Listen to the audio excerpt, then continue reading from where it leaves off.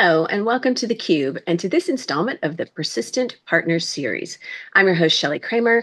I'm the Managing Director and Principal Analyst here at theCUBE Research. And today I'm joined by Ayon Banerjee, the Chief Strategy and Growth Officer at Persistent Systems, and Pallab Deb, who's the Managing Director, SI, Industry GTM Partnerships at Google Cloud. And we're going to have a conversation about the strategic partnership between Persistent Systems and Google Cloud. Gentlemen, welcome. I'm so glad to see you today. Good to see you, Shelly. Great to be here, Shelly. Well, I'm very much looking forward to this conversation. So, Persistent Systems, Google Cloud, this partnership is a very big deal. Not only does it align with the broader trends in the IT services market, it really nicely positions both companies for future growth. From what I can see, this strategic partnership marks a significant milestone in your collective efforts to drive innovation and deliver exceptional value to clients, and that's what everybody wants, right? So I'm so looking forward to delving into the specifics of this partnership with you two, exploring your mutual objectives, the benefits of this strategic partnership, and really learning more about how you envision how it can and will impact your shared clients. So I can't wait to get started. Pallab, I'm going to start with you. Will you share with us some details of the strategic partnership agreement, especially how the partnership is structured to enhance collaboration and innovation? Because I think that's what clients are really going to be excited about. Fantastic. Shelly, thanks for having me, and great question to tee off this morning. I'm going to go and into a little bit of a storytelling mode here, but I think it's important to set the perspective. So I joined Google about 5 years ago, and when I did, we were roughly a $6 billion business in the cloud. And if you looked at our last quarterly earnings, we are today roughly at about 40 billion plus in an annual revenue clip. So that's an amazing story of growth over the last five years or so. Yeah. And one of the things that's been integral to this growth journey is that we've been 100% partner focused, partner attached right from the get-go.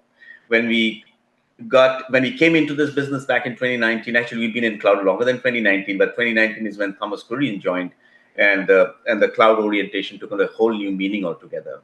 We were significantly subscale compared to our competition, both in terms of feet on the ground, in terms of salespeople, partner ecosystem, number of people that would go and be able to deliver on Google Cloud. And one of the early realizations was that we are never going to be able to make up for our late entry, so as to say, by trying to do it all alone. Right. So being partner focused was integral to our growth journey right from the get-go. And I'll tell you what, Shelly, it's actually paid dividends. This entire growth journey that I just referred to has been fueled by partners. So 0 to 40, or rather 6 to 40, it's significant acceleration driven by partners. Now, when you stare in the bow of the ship and look forward and you look at our journey from 40 to hopefully 100 in a few years, I would say the partner intensity or the partnering motion only gets more intense. Yeah. However, there's a little slight nuances in regards to what sort of partners will matter more or will matter to us as we pivot from 40 to 100. And if you start thinking through that, and look at the market dynamics, to the second part of your question, how do customers benefit? What does it mean to customers, et cetera? Right. You start realizing that, okay, the customer buying preferences, buying patterns have changed. Generative AI, in some sense, brought in a whole new meaning to how people consume technology and what it can do for businesses. Cybersecurity has taken on a whole new meaning, especially after everything that we have seen in the last few quarters. And we're realizing that these are important for customers across all segments, not just the biggest and the biggest customers out there, but across segments. These are common concerns, common aspects of buying behavior. And as we look at that change from our demand signal, and we think about how do we look at partners to capitalize and really bring value to that partner, to those customers, we are looking for more agile partners, more high growth partners that can transcend different customer segments, not just play at the top of the pyramid. And in that regard, we've been very clinical at scanning the thousands of SIs that we work with, and literally cherry picking about 10 or so that really bring, number one, scale, right? Number two, complementing that scale, a high degree of nimble and agile attitude, right, in their approach to market, highly customer focused. And lastly, deep expertise in industries and in technology. So when you look at those three aspects, Persistent really stands out as one of those partners that we really want to engage with and build scale with to go after this new set of buying behaviors in the market, which we think will just accelerate quarter over quarter as we look forward to the future. So the strategic partnership agreement is nothing but formalizing that motion by bringing to bear what both parties can bring to the table to capitalize on this opportunity that's here right now and waiting for us to go and make the best of for both our customers and for both our companies. I hope Yeah, that that kind of gives you a picture. I think that makes perfect sense. And, what I have seen as an analyst across the tech ecosystem, really in the last 5+ years, and even taking into consideration a global pandemic. But partnership is really kind of the name of the game. And it is such a smart path to go on in working with a cadre of trusted vendor partners, and really with a view toward how can we not only be agile, to your point, but how can we speed results for clients. And how, I think the mindset, we used to have a mindset, I think, in corporate America, that we had to do it all ourselves and we couldn't share any of our secrets. And, we certainly couldn't bring, a partner in or somebody who might compete in some way or whatever. And I think what we're seeing is a natural evolution. And some of this is part of the digital transformation journey. But I think you're seeing that. And I think you're seeing this with big companies like Persistent Systems and Google and other major players in the technology space. It's that we're better together. And the bottom line is about serving our customers better, right? And so when we can be better together, everybody wins. So I see a lot of that happening here. Love that tagline, better together. Better together. There we go. Ayon, talk with us a little bit about the benefits of this partnership. Pallab did a fantastic job, but talk with us a little bit about the benefits of this partnership and the mutual advantages that you see for both Persistent Systems and Google. Yeah, no, I mean, this is a really, really exciting topic. And, maybe I'll start from where Pallab left off, because if you think about it, the whole better together model, we are living in a world that is becoming increasingly heterogeneous and also very open. So, there are many paradoxes that are going on right now in the industry. And if you think about it, our customers have a lot of choices, right? And it is almost impossible for, a company of our size and scale, to be able to solve our customers' problems if we were to try and do it all by ourselves. And one of the mottos that we as a company have is that we like to be seen as, the orchestrator of choice for our customers. So what that means is whether you're looking for something on the data side, or whether you're looking something on the cloud side, or whether you're looking at a set of verticalized and horizontal solutions, we try and do this through a combination of us and partners such as Google, right?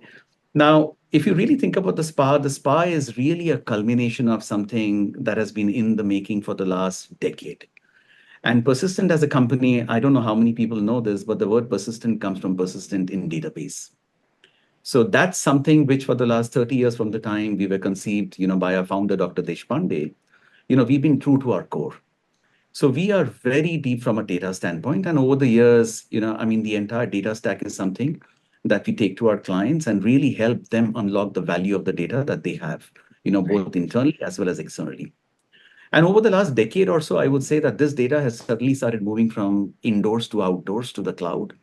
And from that vantage point, what we've done is, really developed a core set of competency where we are trying to sew together, how do you drive this data? How do you take it to the cloud? How do you really modernize the overall infrastructure for our clients and truly help them unlock the full value of their tech investments?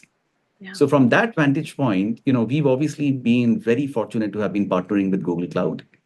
And, whether it is the Google Cloud itself or everything in the platform, starting from, the models that, Gemini brings in place, Vertex and Looker and so on and so forth. When you start sewing the whole stack together, all of a sudden the power of 1 + 1 = 11, becomes a reality.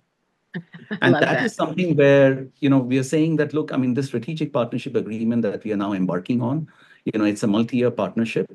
This will really start taking the impact that we take to our clients to a different level altogether. We start getting access to technology much before the technology is commercially available. So which means that, we are taking our clients much ahead from a go-to-market standpoint. From a time to market standpoint, we're helping them, beat their competition. We are trying to help them optimize their spends. We are trying to help, take legacy brick and mortar companies, and they are all, on this accelerated path from a digital transformation standpoint. We are helping accelerate those journeys. If you're working about, if you're talking about our digital native clients, then obviously we come in and really help them at the core from the product engineering standpoint, from a custom software development standpoint, and really take those workloads to the cloud. So in my mind, this is really, kind of the next frontier of the relationship between our firms. And, we are just about starting to scratch the surface in terms of what's possible between, our two companies, going to our clients and really changing the nature of, how they look at their overall tech investments. I mean, it's not a difficult sale for sure, but Yeah. look, again, I started off by saying that customers have an abundance of choices. Yeah, they do. And so we have to lead with, impact at the center of every discussion and every narrative that we have. Yeah. And this ability to actually join forces and go to our clients with a narrative, with the right amount of conviction behind that narrative, with a clear, the burden of proof is on us. Yeah. And if you think about it from a GenAI standpoint, we are rapidly approaching the second year anniversary. And clients are now, I would say in the last couple of quarters, starting to get from POCs, and they're starting to talk about, how do you really take these GenAI-based POCs to production? Yes. And how do this start altering the enterprise level SLAs and KPIs that these companies have? So I think the value that this provides to our enterprise clients at the end of the day is going way beyond the traditional IT landscape and is starting to really get into the core of the businesses of the clients that we serve. So yes, on the one hand, while it seems like a no-brainer, because gone are the days where clients were thinking about, hey, should we adopt or not? It's becoming a race to saying that can I really beat my competition in terms of getting the best of suite, in terms of driving those improvements in business transformation. Yeah, and I think you're right. We're getting to the beyond the should I adopt, and it's heck yes, I'm adopting. How can I do this in a way that makes the most sense for our organization, and how can we speed time to value? And I think that's a little bit of a part of this value prop that I see as well. One of the things I would love if you would walk us through is some examples of some of the potential services and solutions that will be available. Yeah. Right. Do you want to go for it? I'll chime in. Sure. Let me just tee it off, and then, and Pallab and I, we've been talking about this for close to the last 1 year right now. And if you think about the clients that we serve, look, I mean, we are centered, we don't spread ourselves thin. So we are centered around three primary, industry verticals. So banking, financial services, and insurance is one of them. Healthcare, life sciences is the second one. And then all things high tech, comms, media, telecom, that's the third one. So what we are doing right now is we are really trying to say that, how do we really take our combined assets to our clients and, really help them, whether it's a set of horizontal solutions or whether it's a set of vertical solutions. Pick life sciences as an example, and I'm just taking this on the fly, right? From a life sciences standpoint, I mean, we are all coming out of COVID. I mean, if you were to just think about the world that we lived in 3 years back and the world that we live in today, how fortunate are we, right? And I mean, we are all talking right now with the smiles on our face, thanks to the vaccines and the pace at which these vaccines came out. Today, if you look at, drug development, if you look at everything from discovering a molecule, to developing that molecule into a commercial drug, I mean, the cycle used to be 10 to 13 years. And now we are starting to talk about a cycle which is really shrinking dramatically, right? It is not limited to the vaccines. It's limited to many rare disorders. It's limited to, or rather, I should say that, you talk about oncology, you talk about diabetes, you talk about cardiovascular issues. I mean, it's all at the end of the day, looking at data coming from the patient community, the hospital community, the insurance community, the labs, the radiology community. How do you take all of this and start making seemingly, insightful sense out of this, and then help shrink this entire life cycle to be able to tackle a problem which is plaguing our planet, right? And this is where, we go to many of our life sciences clients, and we are actually helping them shrink these life cycles through the power of generative AI and the machine learning, through the power of core data analytics and driving insights on the back of that analytics. And similarly, if you were to take this example to a bank, if you were to take this example to a telco, there are a plethora of such examples where we are, partnering, where we are holding hands and saying that how can you really help them reimagine their businesses to be able to solve foundational problems that they have had, over the last several decades. So super exciting times, if you ask me Yeah. personally. We are Yeah. just starting to see green shoots of this and in very meaningful ways. And it's all about this partnership is all about going to start looking at some of these high propensity business transformation use cases and making them real for our common clients. So, Pallab, talk a little bit, if you would, on the heels of this from Ayon about what about delivery and support for cloud-based systems? How will this alliance enhance that? See, the way we see it is, look, partnering, like you started off in the beginning, has been around. This is a no-brainer, but there's something fundamentally different at this stage, and this ties into your question as to how is delivery going to become important, right? The fundamental difference is, look, it's no longer a partnering for simplicity of buying, reducing the complexity of buying, which is very early on partnering. It is neither keeping the lights on, which was something that we saw in the early part of the decade. And this is truly about saying that, okay, can you use that technology to really help me transform my business in a very secure way? And transformation, at the end of the day, Shelly, I think we all get it. It's not about better workflows. It's about better insights and better decision making that helps you keep a step ahead of your competitors. And that's where Google comes in. I mean, we've been using data and AI for so long in all our products, and all of us, there are about 9 products of Google that have 1 billion users each, consumer users, and all of us probably touch them in one way or the other and experience the benefits of how getting from point A to point B has become easier with AI coming in, or how writing an email has become easier, right? Now, to bring that experience into the corporate world, into the enterprise world, easier said than done, because there are legacy systems to contend with, there are data silos to contend with, and while technology can solve many of these, it does need a deep understanding of that business, of the journey from getting from that siloed mess to this utopian world of seamless experience like what we experience in the consumer world. And in that regard, technical acumen is important, but it's also important to use the best tools that are out there, get the advisory from the best experts that are out there. And what Google has done is, it is deliberately focused on building out what we call a delivery enablement portfolio with a lot of muscle around it. And let me explain what that means. Literally, a successful delivery at a client doesn't start on the day you sign the contract. It honestly starts perhaps 6 to 9 months before that, which means 6 to 9 months before that, we engage with our partners to make sure they have the right pool of talented people so they can deploy those people in the right place. So which means making sure that you have the easiest way to access our training, get to our certification, go to our boot camps, and all of that stuff. Now, at the point of signing the contract, when you're ready to start delivery, there's also another set of intervention that comes in. We sit down and offer with our partners and our clients joint boot camps, sometimes at no cost to the customer or the client. We bring in run books that PSO has developed. PSO is Professional Services Org, which is a very small org within Google. But what it does is it harnesses the knowledge of all the deliveries that are happening in Google Cloud, literally across the world. And so we harness that knowledge and create cookbooks or run books that are made available to the partner team so that they are productive right from day one, right? So the run books, the boot camps, getting the right people in the place gets you off to a good start. But as any of us who've been in delivery know, surprises will happen. There's no two ways about it. It is bound to happen at some point of time or the other. And the question is, how can you help that partner at that point when a surprise happens? And that's where we bring together partner success services, which is really where our professional services organization spends bulk of its time.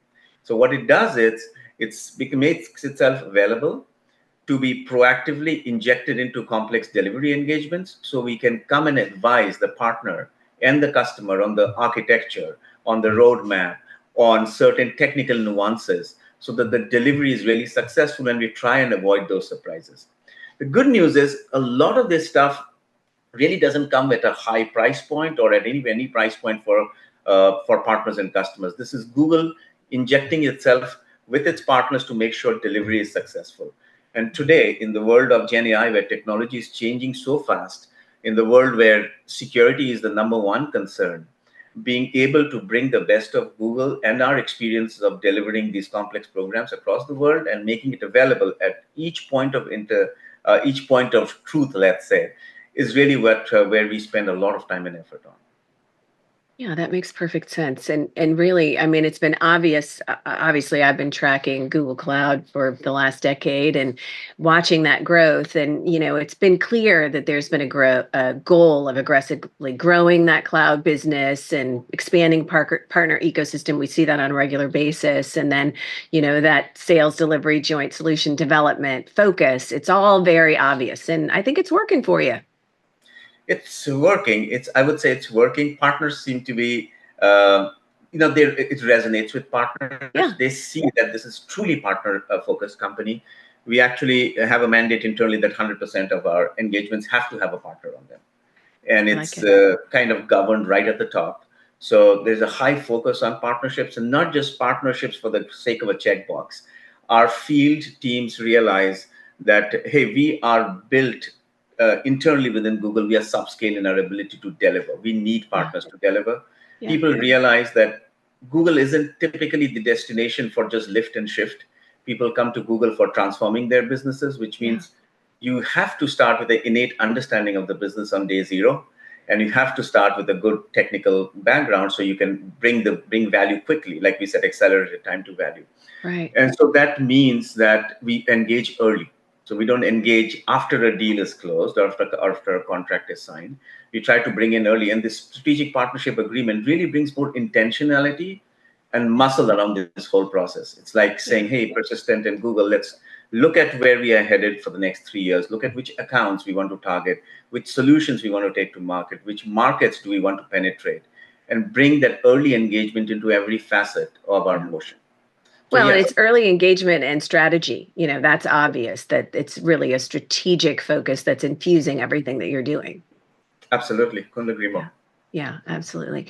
So Ayon, I mean, persistent partnering with Google, as I mentioned earlier, is not a new thing. This is something like a 10+ year collaboration.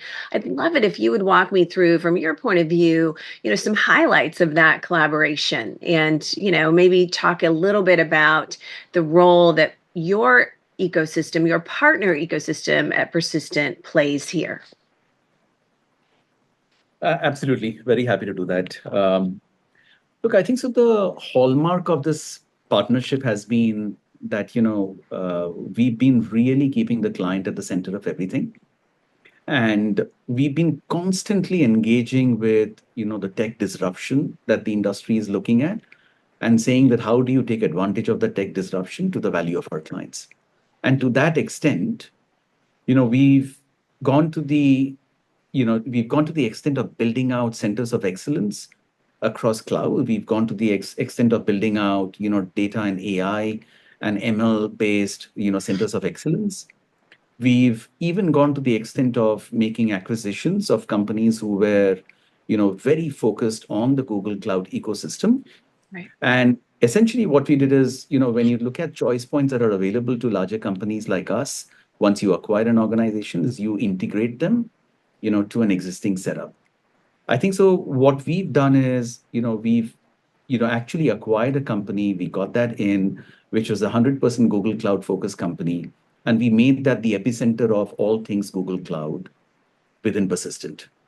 So all of a sudden, rather than having 4 or 5 different businesses that were all tailoring towards this bigger, broader tech stack, including Google Cloud, being scattered across Persistent, we took all of that, put it into one BU, and that BU has been the one that's been really championing everything for us in Persistent. Yeah. And I think that's been one of the core reasons why we stayed very focused in terms of building on this partnership. And what was earlier, more of a, here are 2, 3, 4 areas that we deal with. I think so now the nature of this partnership is much more expansive. It is cutting across all the verticals that we are playing in. Yeah. It is no longer dominated by 1 or 2 countries, but it is now a global partnership. So everything from countries in Australia and New Zealand to, to Asia, to the massively, thriving startup ecosystem in India, to Europe, to North America, this partnership basically spreads its wings across all these spaces. So if you personally asked me, what happens now that we have this strategic partnership agreement with Google, all we are saying is that, continue to do the work that we've done for our clients in a handful of these geographies, but then take it, rinse and replicate that, continue to play ahead of the curve, continue to have an early access to the technology that's coming out from Google Cloud, take it to our clients and help them solve some of the most complex problems that they are dealing with today. I love it. So And I that's don't, really where we're looking. I'm sorry? Sorry, go ahead. Please go ahead.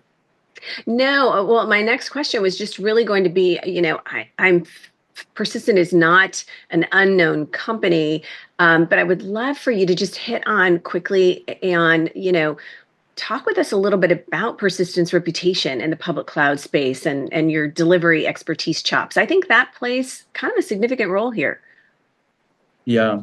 So look, there are two sets of folks, in the industry who look at you as a service provider and determine, where do you lie in that continuum in terms of your maturity levels, right?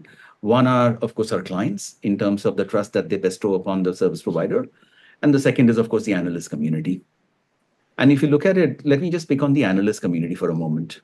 So if you look at the analyst community, a few years back, we were just about a small dot in the cloud transformation space. But if you look at the strides that we've been making now on the back of all the work we are doing, from cloud transformation standpoint, and when I say cloud transformation, I mean public cloud transformation, we've actually become a very strong, credible challenger where, we are fortunate to have now, been ahead of some of our much larger tier one peers. Now, this wouldn't have happened by just us going and, spreading collateral in the market. It's coming on the back of peer reviews. So which means, when the analyst is looking at publishing their, overall, let me call it the magic quadrant right now, the magic quadrant is essentially getting feedback from our clients.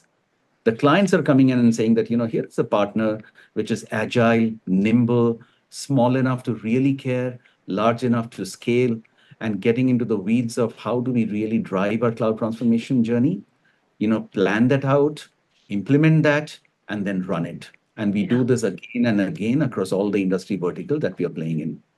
So look, we are a small player, but having said that, we've also been growing dramatically. Just a few numbers for our audience. I think so our revenue has been growing about 25% CAGR for the last 5 years in an industry that has been through COVID, in an industry where growth rates were negative, and we've been consistently growing. This is all on the back of the client trust that we've been earning. If you look at the values from a valuation perspective and a shareholder return standpoint, again, that's, it's more than a triple-digit growth from a shareholder return perspective over the last 5 years' time. So I would say that, look, we are, for the clients that we work with, we are a very trusted partner, and they trust us on some of their most complex problems. And obviously, as we continue to grow, we'll continue to bank on this partnership in terms of really helping us get into bigger, broader problems which are longer term in terms of, longer term in terms of requiring to solve them. And, I can only say that, we are operating in a very complex and a reasonably challenging macro industry, and the overall economics are also rather challenging. But we continue to be fairly bullish on the back of the client deliveries that we are, driving. And these partnerships, the partnership with Google, which is as expensive as it is, will certainly play a very large role in terms of continuing this growth trajectory. Yeah. Well, and you know what it all boils down to? Happy clients. Absolutely. When you deliver in a way that makes your clients happy, helps them be more successful, more profitable, grow at the speed that they want, that's really the magic. And so that's great to be a part of. So as we wrap this conversation, let's explore for a moment some of the broader IT services market trends. Pallab, what are you seeing out there in terms of, I think we touched on this just a few minutes ago, but buyer behavior is changing, buyer demand is changing. How are the market dynamics shifting? Yeah, I think there's, like you said, very pronounced change in what customers are looking for. And so that will not repeat that. So I think what that is doing is it's putting on, it's challenging us as a technology provider to be at the leading edge of making sure our technology is getting out there in a secure way. I amplify security so much over and over again because we're really hearing from our customers, right? Yeah. That they are worried about, hey, is there data leakage happening? Is there an ability for them to convince their suppliers and customers that they can operate in a secure environment when they go to the cloud? And those things have become front and center, right? So if you really look at how buying behaviors are changing and what the imperatives are thereof for everybody in this ecosystem, us as a hyperscaler, our SI partners or our ISV partners, it's all about making sure that the best of technologies is being brought to customers in a very secure way, in a way where the customers do have control of how they use that technology. They have the ability to, initiate something, stop something, or restart something at their will and at their desire. And then they have, from a viewpoint of a SI partner ecosystem, looking for people that can not just manage the technical complexity of what's on the table, but actually operated almost like a managed service. That's becoming a very important part. And where we are seeing this is people are actually constructing, let's say, deals or contracts where they're just not taking care of the technology estate, but they're taking care of the outcome that the business process is driving, underpinned by that technology estate. So especially, let's say, with generative AI, just let's throw an example with insurance as an example. It's not just about bringing in the technology for supporting your claims or your underwriting, but actually taking on a goal of saying how you can make that process more efficient or reduce leakage, and taking that as an outcome in your contract itself. And that means a really, really deep partnership and a really deep ability to understand technology and business process and manage that complexity for that customer as a whole. Yeah. I love it. I love it. And I'll also add, maybe if I could just add something to what Pallab said. Of course. The other thing is that what we're seeing is now non-CIO functions are also starting to play a very active role in the decision-making life cycle, right? Because it is all stemming from a business problem that they are trying to solve. The CIO is obviously facilitating the solve of that problem. So if you look at us, as a service provider, our conversations are now going way beyond just tech. Our conversations are starting at business and then getting down to the tech stack and then getting down to the implementation of that tech stack. I would say that's another very clear shift that we are seeing. So while the CIO and the CTO organization continues to be, integral to all of this, but on the demand side, you're starting to see multiple buying personas that are coming into the picture. Yeah. And that is also helping us get much more expansive on the one hand and sharper on the other in terms of truly solving that enterprise level problem. Well, I came into this conversation knowing that it was going to be fantastic. You gentlemen did not disappoint. It's clear that the strategic partnership between Persistent Systems and Google Cloud is exactly the kind of innovative collaboration that the market needs today to meet the evolving demands of the IT services market. And I see this, this combination of resources and expertise between Persistent Systems and Google really, really serves to position you so well to deliver for clients. And I think, we've talked about this, fostering innovation, driving growth, really helping clients be more competitive. All of this, I think, is an important part of the equation. And I think what customers are looking for is, help navigating this rapidly changing landscape of enterprise IT services. So I love this collaboration. I think that it's solving for many, many customers. And I think that there are great things ahead for both of you.